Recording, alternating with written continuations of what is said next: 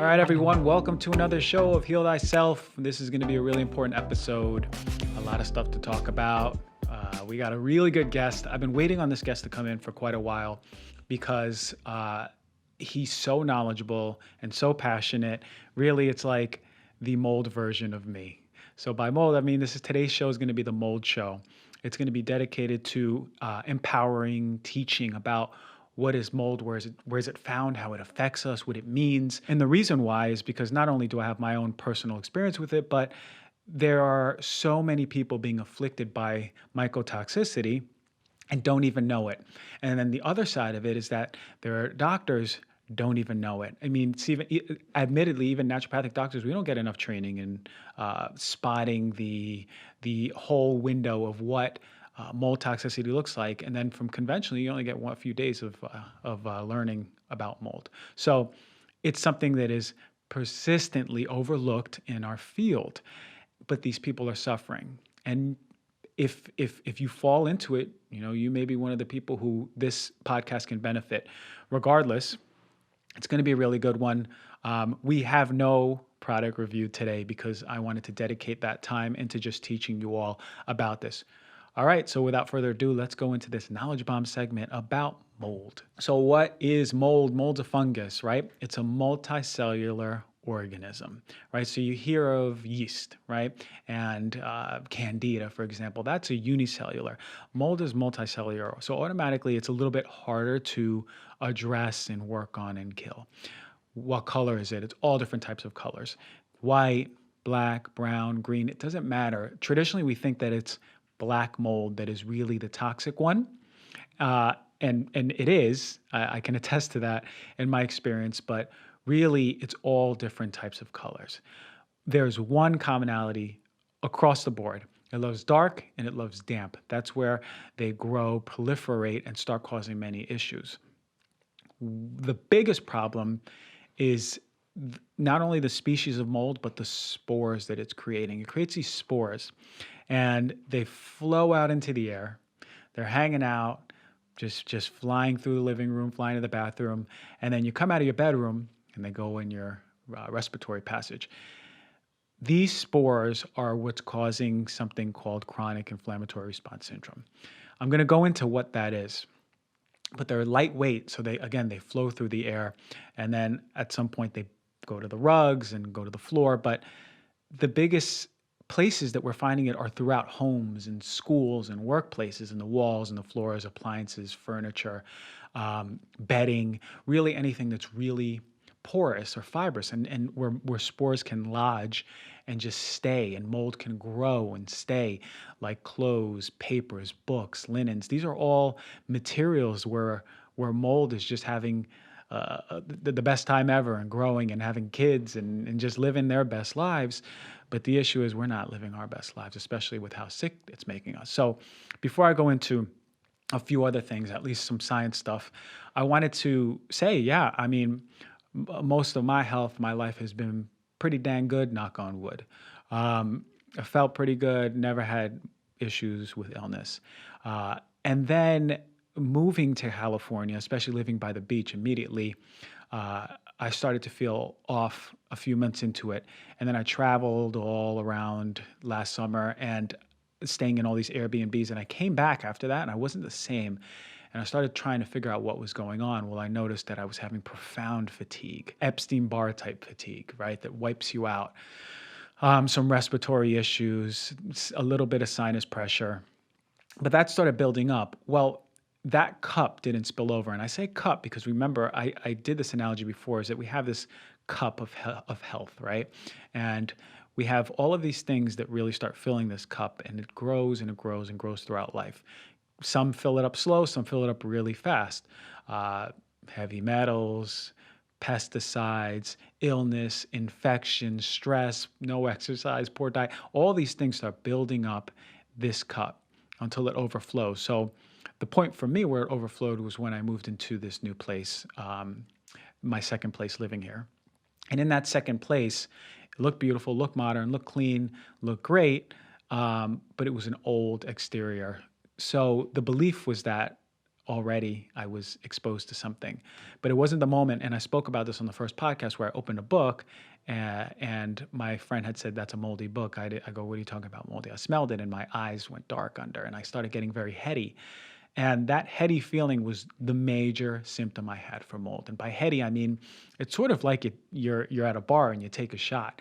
It's getting, you feel really buzzed from what is happening is that there's inflammation in the brain from those spores because they're going up your respiratory passages. And that was the beginning. And then it broke down into something where, man, I was up to the point where half of these podcasts in the beginning I was doing, it was hard for me to put my words together, or recall words, and my memory's still not fully the same. It's getting better. But the reason I say this all is because I take care of myself. I do, and I've been doing it for many years. So look how important it is to know that mycotoxicity and mold, especially for those who are sensitive to it, can affect you. All right. So keep that in mind. And this is why it's a personal show, because I've been through this, and I know what mold toxicity looks like, and it's not good. It was a good 6 months of not being healthy or not feeling healthy. Only till the past 3 weeks have I started to finally feel like myself again, which is nice to have myself back. Anyway, back to this podcast. I just wanted you to understand all this. So water damaged buildings, this is where most of these mold exposures are happening. Well, water damaged buildings, how common is that, Dr. G? About half of the buildings in the country are water damaged. Half. So actually there was a Finland study that concluded that there was severe morbidity and mortality, right?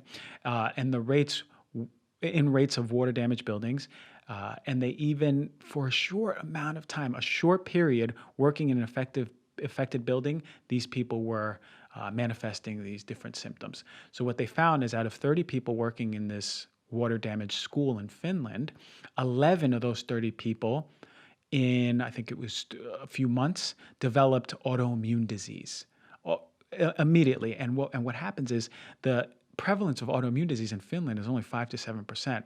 Well, these authors concluded that it was fourfold higher in this school in Finland. And also, these people were showing over time, because they were followed for a long time, alarmingly higher rates of cancer compared to the population. So they included that basically occupying an infested home with mold, or the building, as little as 2 to 3 years, already there can be serious impairment. There can be long-term damage.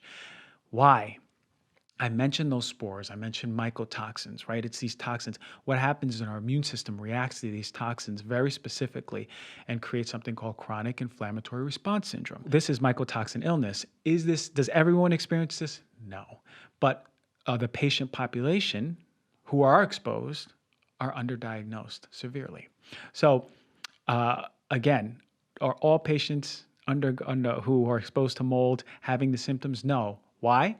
Only about a quarter of us do, 25%. But still, a family of 4, statistically speaking, someone's going to be getting sick in a moldy house. And it's a genetic change in something called the HLA gene. And that HLA gene basically encodes the immune system and tells the immune system to behave in a certain way. But it also helps metabolize and break down. It codes for metabolizing, breaking down of these mycotoxins. And for people who have this HLA change, right, when it comes to metabolizing mycotoxins, there's a 465% reduction on the effectiveness of metabolizing mold, toxins, and mold spores. 465% do these people have issues breaking down mold. So what happens is these mycotoxins build up in the body. The immune system reacts more and more and more and more compared to, let's say, your brother who doesn't have the genetic change. So again, I said a house of 4, one person statistically predisposed to having this mycotoxin illness, and then they manifest these symptoms, and they're getting better when they're going to their friend's house or on vacation or their aunt's house or school, whatever it is, and then go back home and they're getting sick. It's going to be hard to believe them when the rest of the family is okay. And that's sort of what we run into a lot of the time.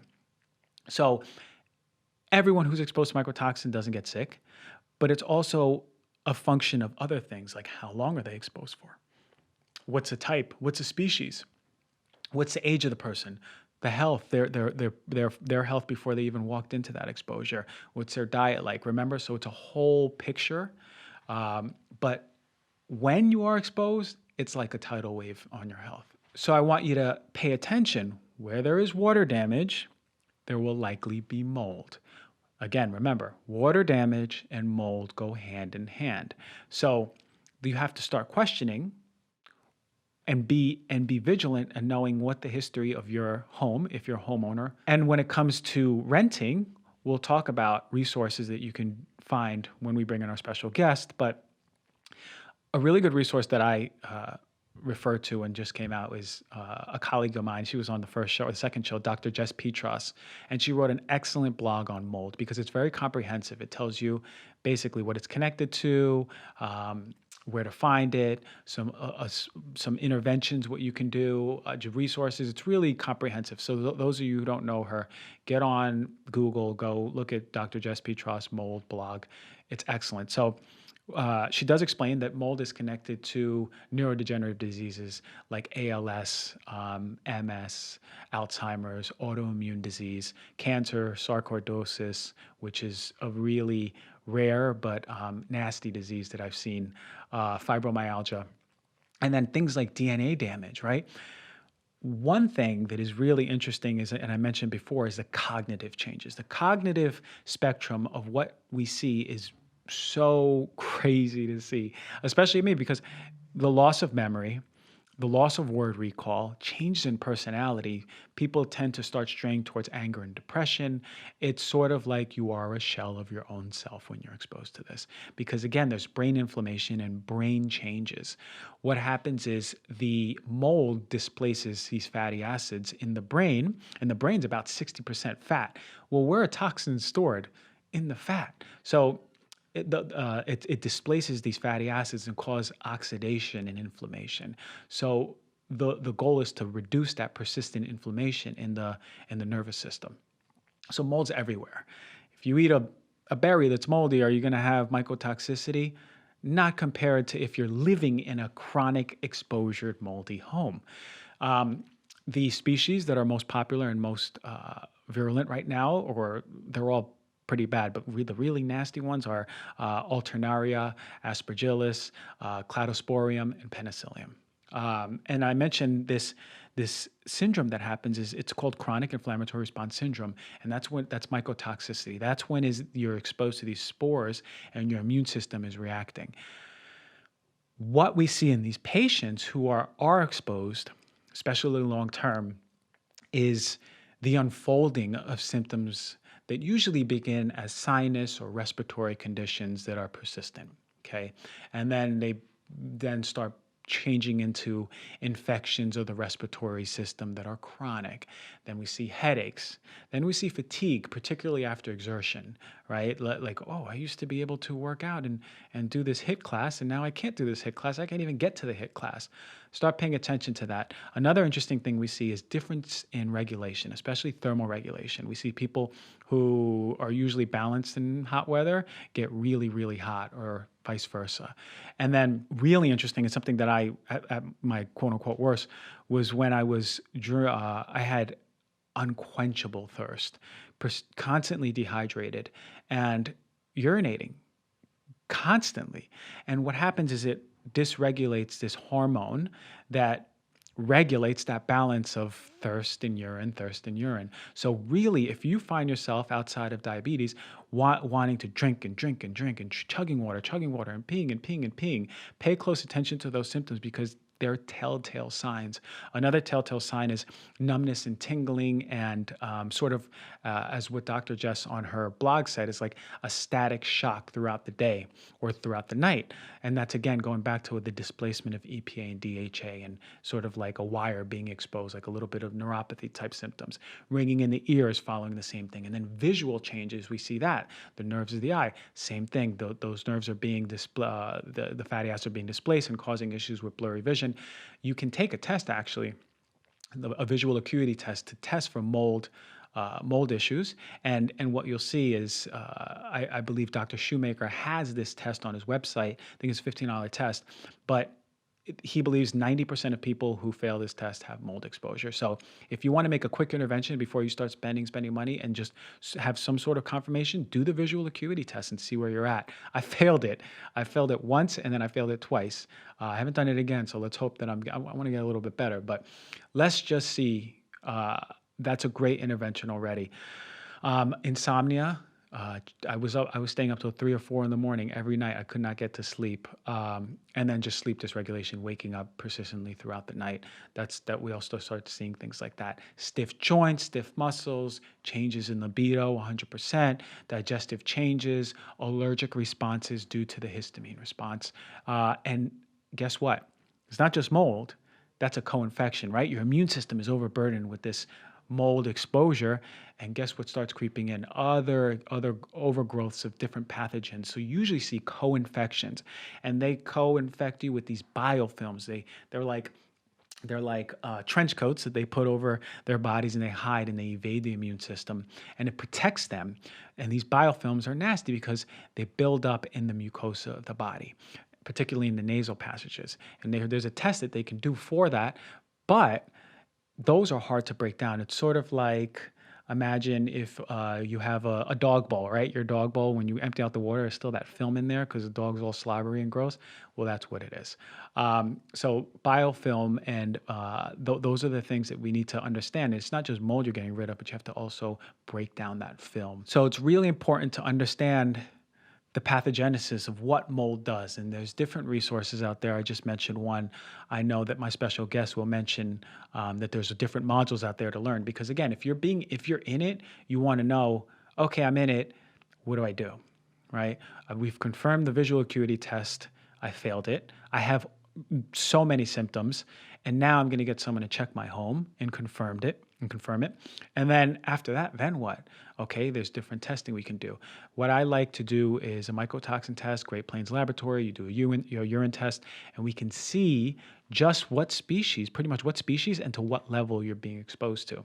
The same lab does an OAT test, and that's a telltale to show basically how your body's metabolizing, what it's creating, if there are any other infections going on with it. So I like to pair them actually both together, the mycotoxin and OAT test.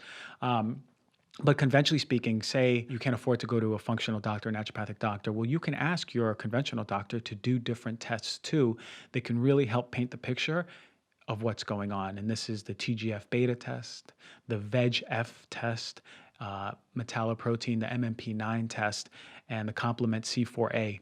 If you just ask your conventional doctor to do those, hopefully they're covered by insurance, then you'll have a better idea about what's going on. Usually we see immunoglobulins, IgG and IgA, really, really down in the dumps because they're fighting and trying to keep you healthy and getting rid of this exposure. But it's hard to get rid of something when you're in it every single day. It's a cycle. So number one would have to be removing yourself. And this is what I did. I removed myself from that exposure. And automatically, when you remove the obstacle to cure, you're already starting to clear away that road to healing. You're just now having to give the body what it needs. And sometimes that's in the form of supplementation. Sometimes it's in the form of a prescription, whatever it is that is most needed for you. But pay close attention to what you could be doing. So again, I mentioned the body knows how to heal. It's not just attacking mold. We have to support the body's detoxification systems. We have to have the right protocol to detox. We have to get rid of the toxic burdens, even not mold, right? You can live in a moldy place. You could leave. You could still be exposed. Your immune system could be overreacting, hypersensitive, and then you're eating like crap, right? And you're putting all this crap on your body. It's sort of like changing your lifestyle to facilitate the best environment to heal. So remember, it's 25% of us. That's a lot of people that are exposed, or that when exposed to mold are going to start showing symptoms. Really important that we need to remember is that there's resources out there. 10 years ago, it was very different. Now it's a hot topic for a particular reason, because everyone lives in a home. Everyone at some point went to a school or goes to school, and everyone at some point goes to work. So it's understanding what who we are in relation to our environment and how our environment's affecting us, because it really, really, really can take a toll on our health. Health is far past just you. It's everything else outside of you too. So let's be more vigilant. Let's have better ideas about what our exposures are, what we can do. Know that there's awesome functional doctors, naturopathic doctors, medical doctors out there who are just leading the way and pioneering new ways to look at mold. And yeah, no, you're not alone if you are exposed to mold. And yeah, you can always reach out to all of us. And I think it's about time to get our special guest. I mean, I've been talking too much, and this guy is gonna be on fire because I know him and I've seen him talk. And let's just get him on. So without further ado, let's go to our guest segment. All right, everyone, today's special guest, I've been super excited about having the special guest in. It's been booked out for about a month with him, and it's in particular going to be very special because there's more people than we think being affected by mold. So this is the president and founder of the Mold Guy. This guy is someone who came into my home and did a thorough investigation, knowing that I was hypersensitive. He has an awesome understanding of the science. So without further ado, Mark, how are you? I'm doing great. First off, thank you so much for giving me an opportunity to be here. This is something that is really rewarding for me because it takes a whole lot to really get the word out in terms of awareness. And this is something that is absolutely needed. You know, one of the things that you mentioned is that there is a lot of people that are really impacted by mold. And I'm here to tell you that we have an epidemic of sick homes and sick buildings that are out there. And people are walking around and they're feeling a certain way and they don't know why. Mm-hmm. And there is a divide between the medical community as well as in the field of what we do that thinks mold is not really a major issue. And so this is something that we're going to have to continuously work together, because when you talk about consensus and you talk about having people believe that you're being impacted and you're being exposed and it's impacting your health and your way of life, yeah, it's something that you really need to really get the right people behind you. Yeah, and the interesting thing with mold is that it's only, we'll say like there's a household, right? Mom, dad, brother, and sister. Only one of them statistically will be affected by the mold. So it's hard to believe someone when they have these abstract symptoms that it's in the home, right? If no one else is being affected. But interesting. Yeah. But I'm sure that when you come into homes, you see all the family members being affected, right?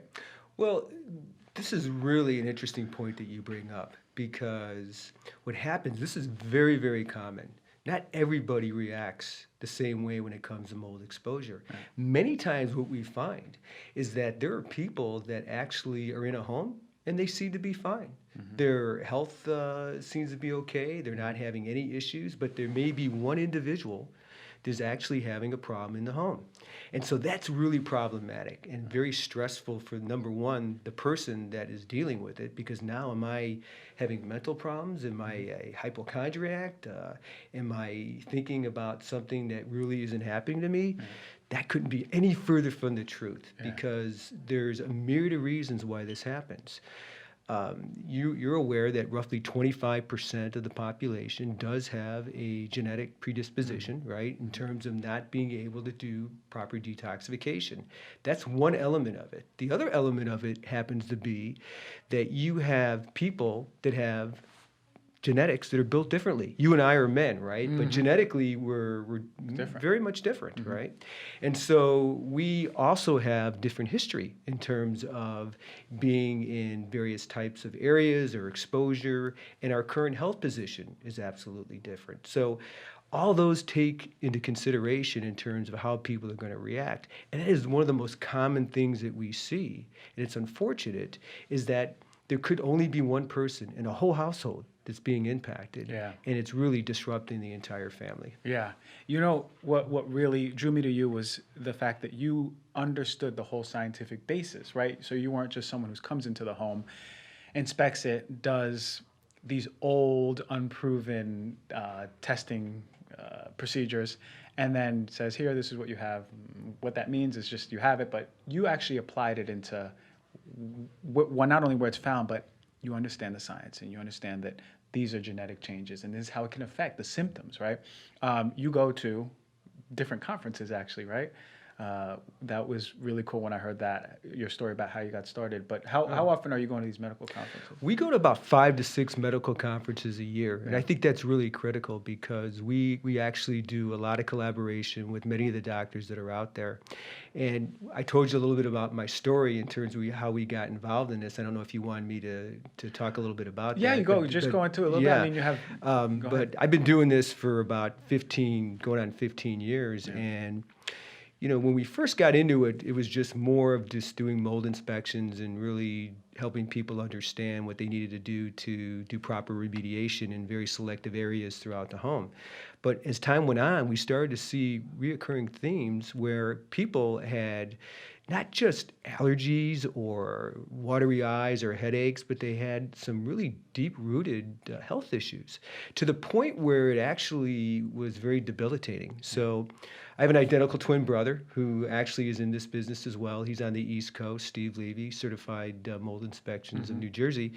And we were on a conversation talking about the similarities of what we're seeing. And then I saw in a trade journal with the American Academy of Environmental Medicine a workshop on mold and toxicity and what it does to the human body. I said, Steve, we need to go to this. This sounds amazing. So it was in Phoenix. We actually got on a plane, went there. There was about 120 doctors that were sitting in this room, and we were blown away at the information that was being presented to us. We knew that there was issues, but we didn't really have the science behind it and the papers that provided the proper due diligence and understanding. And this was about 5 or 6 years ago. And as we got into the breaks, these doctors asked us, so what do you guys do? Where do you practice your medicine? And we go, we're not doctors. And they go, well, what are you doing here?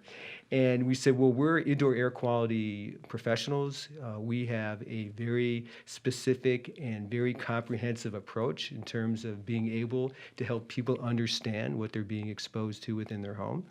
And we have a myriad of different types of sampling methodologies that we use to help them have data that they can share with their doctors. And they go, wow, we need you guys. Yeah. And I said, well, that's exactly why we're here. Yeah. So that's where it really started. And so ever since then, we've been going to all the top medical conferences from ILADS to ICI to EHS. I'm going to the IFM conference. Are you going? Yeah. I might see you there. Oh, great. I Oh, might that'd see be you there. great. So we'll have to Yeah. definitely share Yeah. some stories. But I'll be there, and I'm excited about it. And it's really a key place for us to be. Yeah, I am a huge advocate of understanding now in medicine and pushing not only what our relationship is to our food, but our air quality or environmental predispositions and what we're exposed to, right? So a lot of this show, we're talking about pesticides, herbicides, chemicals, but I purposefully held from talking about mold because I wanted to dedicate a whole show to it. So how, you're a busy guy, you're going into homes. How many homes are you seeing positive testing going, whoa, you have mold. And not only do you have mold, this is a serious amount and this is making you sick? Well, that's a really interesting question because there's going to be a high percentage of the time that we're going to see a problem. And let me explain to you why. Most of the time, 85% of the time, we're actually working with people that have some type of health issue. And they're going to their doctor, and the doctor is having them on some type of clinical protocol. They may have gotten a little bit of improvement, but now it's starting to flatline, and certainly some people are even seeing a decline. So the doctor says, something's going on in your environment. And what they say is, it can't be. I've had people come in, they've done testing, or I've done remediation. So they say, we'll call these guys. And they hand our name and number over to them, and we go in there, and 100% of the time, we're finding problems. And it's because of the approach that we're taking. One of the things that many people don't understand is that when you look in terms of what we do in our industry, everything is measured based upon the mainstream population. And unfortunately, the people that are hypersensitive, the people that have these health issues, immune-compromised individuals, are people that are not part of the mainstream population. They're actually a subset of that. And so the standard of care the type of comprehensive approach has to be up here Yeah. as opposed to being measured with the mainstream population. That's one thing. The other thing too is that the type of protocols and methodologies that are being used to determine the impact of these environments are antiquated. Yeah. They're so old, and they're really giving people a false sense of security. So when you have somebody come in, people don't know who to really listen to. They bring a mold person in. Yeah. They think this guy's doing testing. They don't know whether it's quality testing or not. So that's one of the real problems that we have today, is that we have a divide. Remember, we talked about the divide being that there is old school mentality in our field in terms of the new and real, what I call new technology that's more progressive to really understand what truly is going on in your environment. So can you speak to that then? Because I have a lot of people say, "Yeah, no, I've got my home tested for mold. It was negative, so everything's fine," but they still have these symptoms that are in many ways encapsulating exactly what mold toxicity or mycotoxin illness looks like. So what type of things do you see in that capacity? Where is this? Are they doing old testing and it's not accurate anymore? It's not sensitive anymore? Was it ever sensitive? What are you seeing? What's your issue with that? Well, first off, I think in terms of our approach, as far as what we think is going to be more appropriate, first thing you want to do is you need to understand the history of the property. And so what has been going on? And there could be a lot of history there that many of these people don't know. And there could be some history that they do know. And what I mean by history, events. Moisture is the real issue here. Mold is just a byproduct of the real major problem, which is the water loss or the moisture that's there. And that's what people really have to spend most of their time on. I was just on the phone before we came here with a lady that was looking to purchase a home, and she gave me what we call an ERMI report. And we could talk a little bit about ERMI. And she said, "Well, Mark, can you tell me if this is a number where I should buy this home?" And I said, "Well, I can't, because it's only a screen. It really doesn't tell you what the true issues happen to be." So it's all about really, number one, understanding the history of that property, where these particular moisture issues originated and migrated to, and then looking at what the objective may be for the individual. What are they trying to accomplish? Because every individual has many different types of objectives in terms of what they're trying to accomplish. So once we do that, we then have a walkthrough of the home. Because many times we're sitting down with people and we're trying to ask them questions about whether they remember certain things, and they just can't jar their memory. You may, because with certain patients, the memory is not always that clear. Especially these people who That's have the right. illness, yeah. Absolutely. So we actually have them give us a walkthrough of the home. And I will tell you, when we do that, it's amazing how people's minds start to remember certain things. You know what? I remember over here we had this particular problem, or I remember over there we had that problem. So it's really, really helpful to do that. But then we get into a very comprehensive assessment of the entire property. And that's the real key there. It's really identifying areas of where mold could be harboring. Because what I tell people is this, and this is extremely important: mold is extremely evasive. It's most of the time you can't see it. It's behind walls, it's in cabinets, it's under carpet. And even if you do see it, it's so deceptive, because it could be many different types of color variations, from black to green to white to brown, you name it. And people don't recognize it because of the fact that they're thinking about it's black. And they think about black mold. Yeah. So those are the things that we typically look for. We're looking for areas where I call footprints, where you've had staining, paint peeling, buckling, separation of building material, things of that nature, looking at the existence of moisture. And we utilize what I call high-tech equipment, infrared cameras, moisture meters, to be able to determine that, right? So those are the key things that we look for. You really want to identify where these source areas, because we're big believers in source removal.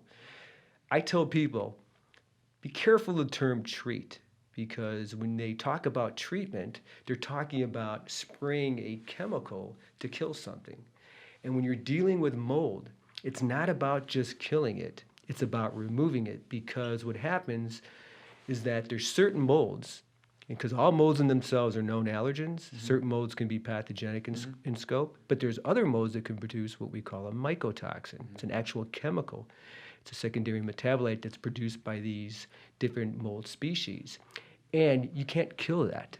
That is a residual. So even if you have the residual effects of all the various types of mold and spores and fragmentations that's there, and it's laced with this mycotoxin, this is going to be a problem, and it's going to really affect the people in a negative way. And I can attest to that because, you came to my home and you put on your hazmat suit. And I mean, you take all the precautions already. You brought in this giant bag and you opened it up and all your tools came out. And when I say you went into every crack in that home, every cabinet, every drawer, you had your meters out and everything. That is a type of thorough approach one needs to take in evaluating their home, correct? Because a few weeks later, the landlord himself had their own mold people come, and I was like, they're not even looking in my drawers, and they're not, is that a moisture meter? I don't even know. And then they're taking these air samples that were, mold spores they go to the ground, right? They go to the rugs, they fall. And I was talking to you about this air sample he was taking, and you say it might not be accurate, and that's what they were doing. But very interesting is how thorough you were and how passionate you are about it. But waterlogged is the main thing, right? Is it poor construction that you see mostly the issue, or is it just pipes bursting? What's happening, and where? In the bathrooms, in the kitchens? Where are people who are listening? Where do they need to start watching? That's a really good question, because the building itself, it's a living, breathing system. So you really start from the outside of the home. And so what you're looking for is this home being properly protected in terms of any type of moisture or water that can be flowing into the building envelope. So we look at the grading, we look at the landscaping, we look at the exterior walls, the windows, all the potential infiltration points from the roof line all the way down to the base of the building. And if I can mention this, if you recall, we did a little walkthrough around your building, and we saw a number of areas where there were actually holes within the building envelope that were major problems. And so those are key things that you look for. You're going to look for any type of damage that you see, because if you're not protecting the building envelope, then what's going to happen is that you're going to have the ability for moisture to make its way into the cavities and have the ability for mold to grow. The other thing is that it's about moisture management around the outside. So you want to look at your gutters, you want to look at your grading. You don't want anything that's going to be coming off the roof to end up cascading down and then pulling along the exterior wall, because it then has the ability to migrate into the building envelope as well. So when you have that, it gives you a little bit of a basis of what you want to look for once you get into the home. And though it's those areas in terms of maybe grading that may not be associated with plumbing or maybe even the HVAC system, which we'll talk a little bit about. But the key things that we see are going to be building defects, roof leaks, because people tend not to maintain their properties as well as they should. We look at plumbing leaks underneath kitchen sinks, vanity cabinets, very, very prominent, where you're going to have water issues that are there. And even in bathrooms, where if the grout is not properly sealed, it's actually making its way through those cracks into these walls, which may have happened in your particular situation, if I may bring that up, because, as you know, we opened up that porthole and we saw something that people actually overlooked. Yeah, I remember you doing the moisture meter around the bathroom area and like the surrounding area around the toilet, and it was way higher than anywhere else inside the house.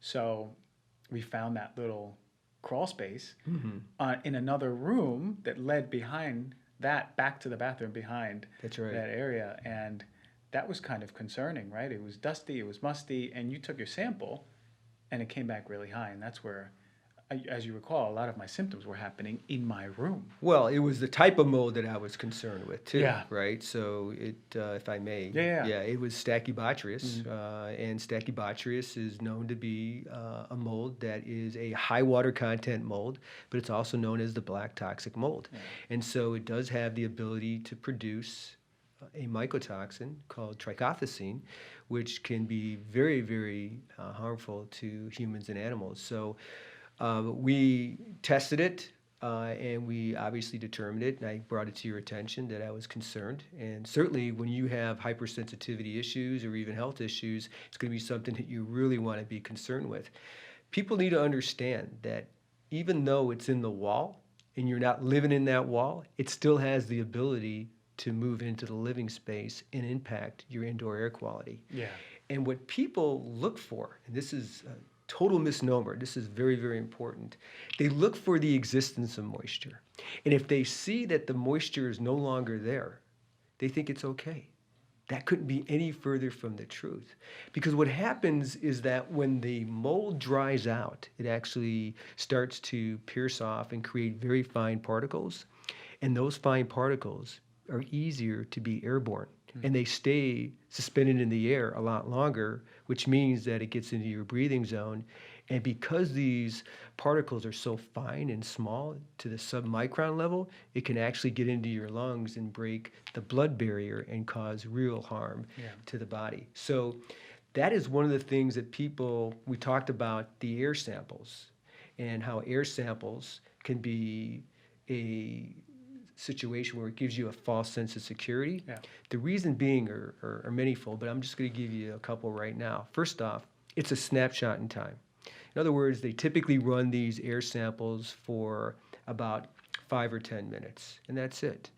The other thing too is that they're looking for spore concentrations, and so, or spore types as well. Yep. And there's always going to be dynamic changes in an environment, so you're not always going to see the types of concentration levels that you're looking for. And then you're also may or may not be able to see certain molds like Stachybotrys because of the type of spore that it is. It doesn't really become airborne that often, right? But when it dries out and when it is to a point where it's creating fine particles, that's when the concentration levels to spores is in the magnitude of what you're seeing or even detecting with these spores. Right. So if you have 100, let's say, spores of X mold, right? And then you're not even taking into consideration that it could be 10 to 20, maybe even 100 times higher when it comes to these fine particles, which could also be carrying the mycotoxin.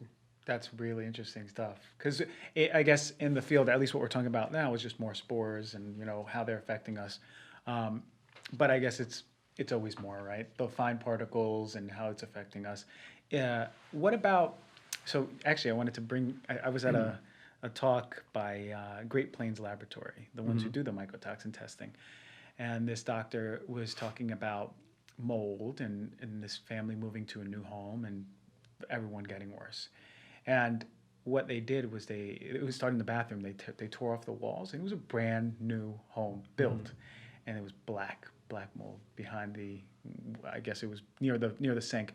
The kid's bedroom, tore it, black mold. And understanding is this the construction, the foundation is there, it's raining, all the elements, and then they're just building over it, correct? First off, mold doesn't really care how old it is in terms of the building or where it's located, because many people think, well, I'm in the desert, so I'm not going to have a mold issue. That couldn't be any further from the truth either. So what you're really talking about are certain issues where there could have been a building defect that was there. And many times when these builders are building away and they're closing things up, pinholes can develop. And over time, you have these slow leaks that actually are happening behind the walls, and you can't even see them. And so that becomes a big problem. And so when you're dealing with these issues, you have to be very careful. And this is one of the things that people really don't understand, because they bring in a plumber, for example, to try to correct it. And my goodness, I feel so bad for the plumber, because most of the time they're not even protecting themselves. They come in and they start opening up these walls, and what do? Well, if there is mold there, everything now becomes released. Because as you remove the building material, you're creating disruption, Yeah. and now it just creates a major concern of cross-contamination.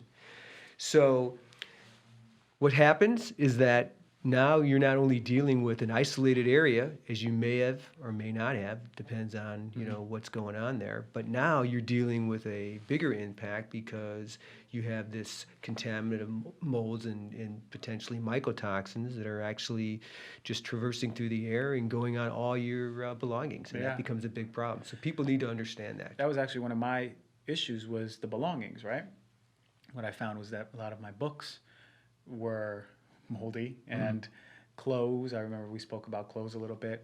There are some places that people can get their clothes, knock on wood, professionally washed, and everything comes back normal. And that's what I did. I went to the person you suggested, but it's really interesting that they can help. At least for many people, it's a huge stressor. Imagine how stressful it is. You mean tell me all my clothes have to be thrown away? All my books? What about furniture? People upend their lives just based on this contamination. And that's why when you met me, I was in that cycle of saying, what is going on? Yeah. Do I bring these clothes? Do I bring this? At the end of the day, I got rid of most of my stuff, but a lot of people can't do that, right? You're absolutely right. I mean, as people, we're pat racks. We love to keep things, right? We love to hold on to things, and we have storage units that we'll have, and we won't even go to these storage units for months, maybe years, and we keep things. And these things start to gather up, and if they're in the home and so forth, then that's not good, because clutter is our enemy, and so is the dust that's associated with that, because it's the dust that actually harbors all the contaminants, from the spores to the fragmentation to the toxins. Wow. And they're layered on your contents. So those are things that you need to take into consideration in terms of, what do I do with my contents? How do I know that my contents have been impacted? And I tell people there's different progressive ways that you can use. For example, ERMI is what we call MSQ-PCR. It's a DNA formatting. It's the most sensitive form for detection and identification of various types of molds and species of molds. That's one way you can do it. You can actually test the dust for the various types of mold species. You can do mycotoxin testing. Yeah. You can even do endotoxins as well as bacteria, and we could talk a little bit more about that as well. But the key thing when it comes to dealing with your contents is that you have to look at it from this perspective. Number one, if you have mold growth, you're going to want to discard it. You may have other people make claims that it could be cleaned or what have you, and that may be good for somebody that has a healthy immune system, and they may be fine with it. But typically, when you're dealing with mold growth, those are things you're going to want to discard on your contents. But what about the what I call the second layer of contamination, which would be a condition 2, right? That's the settlement of spores and so forth throughout your belongings. And that is a major problem in terms of exposure. So I tell people this. First off, you need to sit down and you have to have a conversation with all the family members. If you have other family members, or if you're by yourself, you should categorize all your items. And I'd say break it up into 3 categories, right? Because you have, number one, sentimental value. You can't put a price on sentimental value. Those are things that people want to hold on to, and sentimental value in terms of contents could be many different things, from pictures to papers to you name it. And those are very difficult to clean. But they can be cleaned, but they could be very expensive too, right, in terms of cleaning. So number one thing would be to identify the sentimental value. Then you want to break it down into cost. Where are the most expensive items? And what would it cost for me to clean versus replacement? And then you have other items that have no value at all. So when you start to break those down into those 3 categories, it really kind of helps you bring things together. I tell people, at the end of the day, your health is the most important thing. These items, with the exception of sentimental things, are just things. They're just stuff. And you can acquire things later on in life when you have a healthier and more active lifestyle, right? Because you've really cured yourself. And the key thing here is avoidance. When you avoid the exposure, the body is going to react and it's going to find a way to get better. And some people need help and assistance through doctors, through various types of protocols to be able to do that. So if you have items that you have that you want to keep, I tell people, store them away. Put them off-site somewhere. And when you are ready, because you're going to focus on your body, and live a life of being a minimalist, right? It made me a minimalist. It really did. I mean, you should see my closet now. It's a quarter of what it was. But all that clutter is gone, you know? I don't think I have even enough quote-unquote things to make my room cluttered or my living area cluttered. It's just things. So having the necessary stuff and whatever you value. But that was a huge lesson in this. Aside from like the mycotoxicity and home, all that stress, the huge lesson is really like, how are you going to reshift your life? Because it can teach you a few things too. Yeah, it is definitely a lifestyle change. Yeah. There's no question about it. It's easier said than done for many people. Yeah. But at the end of the day, your home is your sanctuary. Yeah. And you know better than anybody, being a doctor, that it's so important to be able to have a home that is clean, and it's going to be one that's acceptable for you so that your body can regenerate. And by the way, you will get better. As long as you remove yourself from that exposure and you do the things to help detox yourself, you will get better. We've seen this over and over and over again. We have cases and case studies that we've done where we've seen people debilitated and clean their home and then got themselves to a point of being healthier. And now being healthier, they're more acceptable to their environment. Yeah. Because at the end of the day, we live in a toxic world. We can't change the way the world is, but you know what we can do? We can minimize it. Yeah. We could do those things that take the exposure down to a level where it's so much easier for us to deal with. Yeah, that's why I tell people, I mean, it's not about overwhelming and giving anxiety to people, but more it's a matter of empowering them enough to know, look, this is the world and we have these detox systems in our body, but it's hard to detox when you're in it, right? And as I was talking to you before this, that's my case. Like once I got out of it finally, even the Airbnb, which we'll talk about, but that right after was moldy and I was sick, and I finally got out. And once I finally got out, my memory started becoming a lot stronger. Word articulation was back, and the biggest thing was personality. I was a lot happier. I was a lot more talkative, a lot more, dancey, like my personality, right? I love that. But I'm telling you, when you first met me, I was very like a shell of myself. And that is, I never, ever, we don't learn about mold to that capacity in school. And I can't imagine conventional medical school, you have about 2 or 3 days of it, right? We had a week, but still, we don't learn to that depth about the environment. But one thing was really interesting we spoke about was, I told you about the Airbnb, and you mentioned Airbnbs and hotels. What do people need to know about Airbnbs and hotels? Well, I'd be really careful because when you think about it, the Airbnb are really designed as a money machine. And so it's all about putting something together. Typically, these Airbnbs are probably going to be in nice areas, and it's going to be very desirable for people to want to be in the area. And so they tend to want to look at areas or homes rather, or condominiums. We'll talk a little bit about that. In areas where they could be in desirable places like we talked about. But the problem is how are these constructed? Most of these buildings or even the homes are actually being retrofitted with the least amount of quality, right? And so they may even be building over things that we're not even aware of. So the place that you had is a great example because it was actually renovated. Yeah. And it was hard to even decipher what was going on, right? It was so like a new place. It was like a new place, right? Yeah.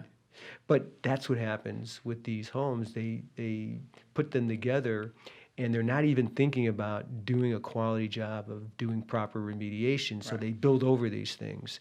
Or they may have poor maintenance, and this is something that we see quite often. And so because you have people coming in, you're coming out, and they're having cleaning people do whatever they need to do, they're not really watching the things that they need to watch for. Yeah.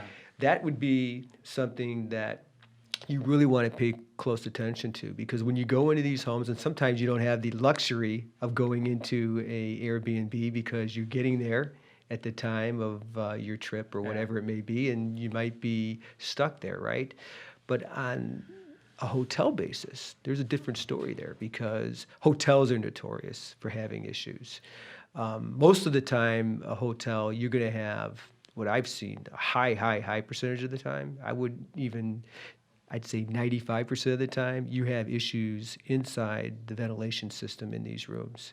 And when you turn that on, you may, if you're feeling sensitive in that room, it may be something that's going on with the ventilation system. So what we were talking about earlier is that when you go to a hotel, you ask them, can I look at the hotel room first? And you go into that hotel room and you see through your senses, rather, how does it smell? Because if you smell something there, you want to do a beeline to the door and go down and tell them, look, I need another room. Or if you see something in terms of staining or even mold that's there, then you obviously want to do the same thing. And you can even turn on the air conditioning or the heater to see how you would feel. Because some people that are really sensitive, they're going to feel it right away. Yeah. But if you smell something, that's a problem. Yeah. Odor is a problem. So is that a good rule of thumb when someone walks into a new Airbnb, hotel room, a new home, that musty smell? Would you say that's more times than not mold? I would tell you that anytime you have an odor problem, you got an issue. Yeah. Absolutely. And another thing you want to be very careful. We have a guide that we use. You can go on my website. It's a buyer's guide for people that are buying a home or renting a home, and yeah. it's 16 different steps and things to look for That's great. when you're going and looking to purchase a home, or if you're looking to rent a home, because that's something that is really very stressful, especially in this market when it moves so quickly. Yeah. But if you're smelling something, then that's a problem. Yeah. And if you're seeing something, that could be a problem as well. What's your website? It's The Mold Guy Inc. It's www.themoldguyinc.com. You say that mold can creep and hide behind the walls. What happens then? Traditionally, they remediate it. Is it gone? Is there a special way to remediate it that more people? That's not a conventional way, because if there's water damage, let's say a pipe burst in your basement, do you have to leave? Do you have to move? You have to sell your house, or how do people go about this? These homeowners or people who are renting? Homeowners and renters, they're two different scenarios that you're dealing with, right? From a homeowner perspective, you have a lot of control. Yeah. So what you can do now is that you need to correct the moisture issue. What was the cause of that water loss? That's the first thing that you need to do. So you take care of that moisture issue, and then you bring in a quality company that can help you understand the full impact of what's there. We talked a little bit earlier about bacteria, and this is one of the things that is often overlooked, and it's something that needs to be brought out in terms of more awareness. And that when you have a category of water loss, right, there's different categories of water, and this is through the IRCRC S500. And the categories are: 1, clean water; category 2 is gray water; and category 3 is black water, which typically would be some type of sewage loss or what have you, or even rainwater, or even some type of river overflow that actually impacts the home. So my argument would be is that there is no such thing as clean water effect, because what happens is that the minute that water touches the building material, it's automatically gray water. And so the problem then is that you could have various types of bacteria that could develop. The true primary colonizer in a water event, it's not mold, it's bacteria. Mold takes 24 to 48 hours to grow, where bacteria can grow within hours, and it multiplies very, very quickly. So that was one of the things that I wanted to make sure that people understand, is that you really need to be able to take care of the moisture issue as quickly as possible, but bring in people that understand the different types of category of losses and be able to do things that are going to be required to remove the impacted material. Because people will think that they're going to dry it and it's going to be okay, but if it's a category 3, it should be removed because of all the different types of contaminants that are associated with that. So the homeowner has more control, bringing in and fixing the things that need to be fixed. The only downside is what the cost would be and what does that mean, because there's different things that you have to take into consideration. You have the fact of correcting the source itself, which is a retrofit that could be very expensive. You have the remediation in terms of the cleanup, and then you have the build back in terms of the renovation side of it. So all three of those need to be taken into consideration, and it could cost thousands of dollars to be able to do that. And then also understanding that the full impact of your home, it's not just isolated to that area. So now you have to do further cleaning to make sure that there's no impact from what I call secondary damage, or condition two, which is the settlement of these spores and fragments and toxins throughout your home. Now, when you're dealing with a renter, that is so complex. Yeah. Because renters, unfortunately, they love many times the place that they're in. And the other thing too is that when you have rent control, it's hard to give up Yeah. a very inexpensive place, especially if you're in a location that you really love. And there are people that have been in these condos or in these apartments for not just a few years, we're talking about 10, 15, 20 years. And they have amazing rates. And I'm here to tell you, I've never really seen a building owner, a management company that's going to do the best in terms of taking care of that place in the best interests of the occupant. It's always in the best interest of their pocketbook, right? And so it depends on who you are and what you're dealing with, because if you have health issues, then what's going to happen there is that you're going to have to make a decision on, are they going to be able to retrofit this? They're going to be able to clean it to the point where it's going to be acceptable for me. Wow. Wow. It's how complex is it, man? It's we have home, we have rent, we have all of this water damage. I think something interesting. Look, you're here, your brother's in New Jersey, but what about in between? Everywhere in between, is there a database that someone can look at? Let's say if they live in West Virginia, is there something where they can access real, like people like you? Because from what I hear, there's not that much regulation. When you talk about regulation, you're talking about having a license. I mean, there are two different things Yeah. in terms of the governmental requirements. But when you're dealing with a company, you want to make sure that they're properly certified. And there are certifying bodies that are out there that you can go to. The American Council for Accredited Certifications is one of the top accreditation bodies in the indoor air quality space. You can go to the IAQA website. They have members that are there that are very quality oriented in terms of their knowledge and their base of understanding of what needs to be done. But you're right, we have unfortunately, the area that we focus our attention on, which is the hypersensitive people that are the ones that have these health issues. There's not a whole lot of people that understand what needs to be done, and they become underserved. And to the point where I would tell you they're drastically underserved. And when we go to these medical conferences, what we find is that these doctors are in desperate need because they really, really want to help their patients to get better. And they're really having a difficult time, not only finding inspectors, but also finding remediation contractors. We have set up ourselves in a way. I have my own company, the Mold Guy here in California. We go up and down California from as far south as San Diego and as far north up to the Bay Area. My brother handles the tri-state area, but he actually covers some more area in terms of the East Coast. We have another company, Certified Mold Assessments of Tampa. They handle all of Florida. And then we have another group we inspect is a technology company that actually does remote things where they bring in technology. They have a tech that goes out, and they're able, through a command center, be able to see what's going on and try to walk through and be able to help people from a remote type of basis. So we're doing things to really try to help create a platform. We've myself personally trained another guy in Colorado, but we want to create a whole new breed of consultants that are really honed in and understand what it takes to really work with this market, because it's unfortunate. People are getting a false sense of security. They don't really understand really how to work with this particular niche of customers, and it really puts these people in a really bad situation. Yeah, we need that. We do. We need that because in our field, we know that more and more people are getting sick. So, and it's not just mold. You're doing also, you're looking, I remember you were looking at all the wiring and EMF exposures.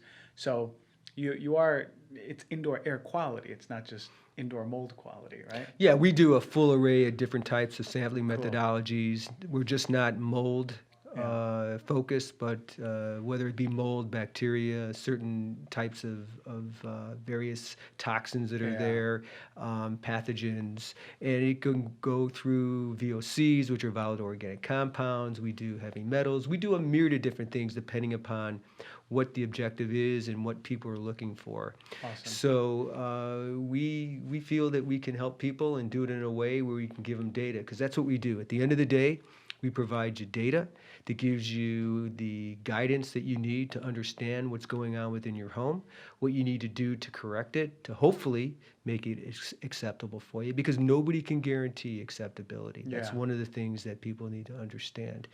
And once we're doing that, we actually take them through a process where we can help guide them through the entire A to Z process. In other words, we're there for them.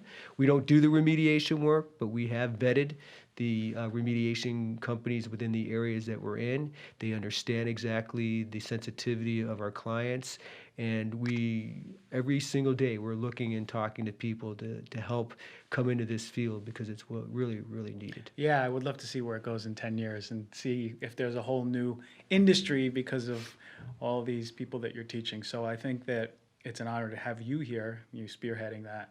It's going to be beautiful. So yeah, and for that, with all that said, I thank you for coming. And we can find you on. Well, first of all, thank you for having me. I really appreciate it. One other comment I want to make, because it's really difficult for many people to be able to really understand the mold issues and what it means. So we have one of our top consultants put together, Brian Carr, the mold master type of program, where there's an 8 series of modules that people can go through from A to Z to learn about mold and what they need to do, because it's really important when you're going through this to understand it. Yeah. And so you can also go to my website and check that out as well. It's the Mold Master Class, and if you really want to get some detail in terms of being able to understand and take control, because you need to take control of this, it tells you not only about what mold is and how it develops, but it takes you through the process of actually finding and working and really understanding what you need to do to bring yourself to a point where hopefully you can control this type of situation, because it's needed for a lot of people. Yeah. You just made the point. Yeah. There's not a whole lot of us out there, and that's one way that you could do it. Again, my name is Mark Levy. The name of my company is The Mold Guy, and I really appreciate the opportunity to be able to be here and help create the awareness and help people get healthier and have a better lifestyle in terms of their living state. Yeah, you're passionate about it, which is beautiful. That's what we share. I love that. Yeah. Yeah, so thank you for coming in, and you all get in touch with him or go to the website and search for some resources about how you can help yourself long term. So yeah, again, thank you. All right, what a talk that was. Exactly the way I wanted it to be delivered, and here's why. Every detail, empowering, knowledgeable, and now, after this whole show, my only hope is that you take this information, and if it's not you who's affected by mold, statistically speaking, someone you know is, so help them know that there's a way to heal. You have every resource after this show. So yeah, I mean, this is awesome, and this is why we do what we do. So yeah, stay tuned for the next show. Please rate, review, subscribe, support this show. We are blowing up for a reason, so let us keep doing it. Much love to you all. Thank you all. See you later.